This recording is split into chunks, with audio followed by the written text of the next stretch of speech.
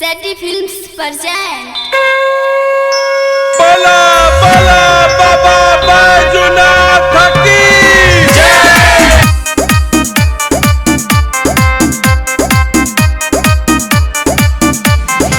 Music by DJ Silverette।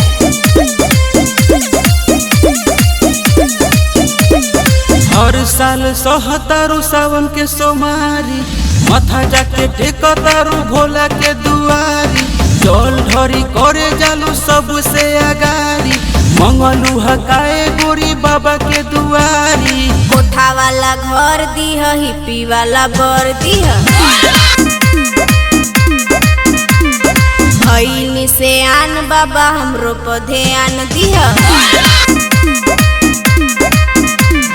हर साल सहतारू सावन के सोमारी माथा जाके टेकतारू भोला के दुआरी जल ढरी करे जालू सबसे अगारी मंगलू हकाए गोरी बाबा के दुआरी। कोठा वाला घर दीह हिप्पी वाला बर दीह भईनी से आन बाबा हमरो पर ध्यान दीह।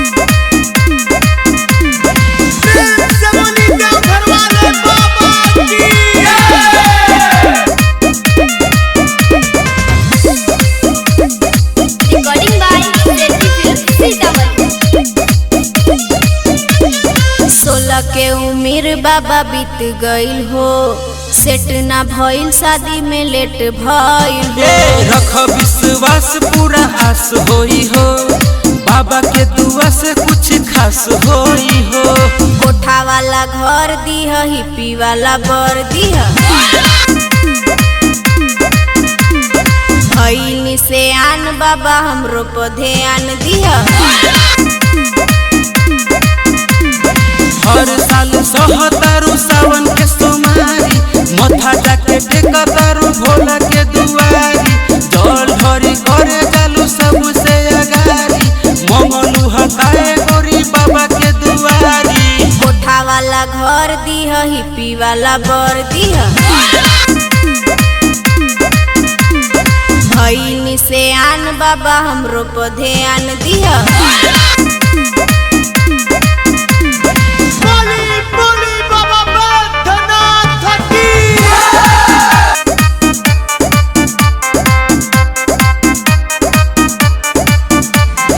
Music by DJ Silverette।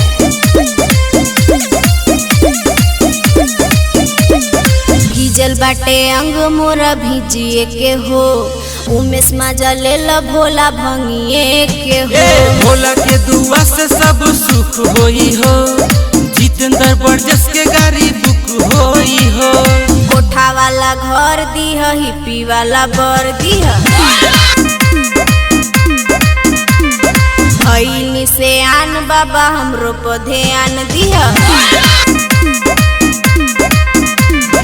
हर साल सहतारू सावन के सोमारी माथा जाके टेकतारू भोला के दुआरी जल ढरी करे जालू सबसे अगारी मंगलू हकाए गोरी बाबा के दुआरी। कोठा वाला घर दीह हिप्पी वाला बर दीह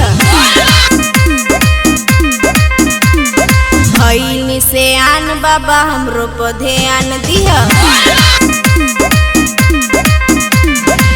सेटी फिल्म्स रिकॉर्डिंग स्टूडियो सीतामढ़ी।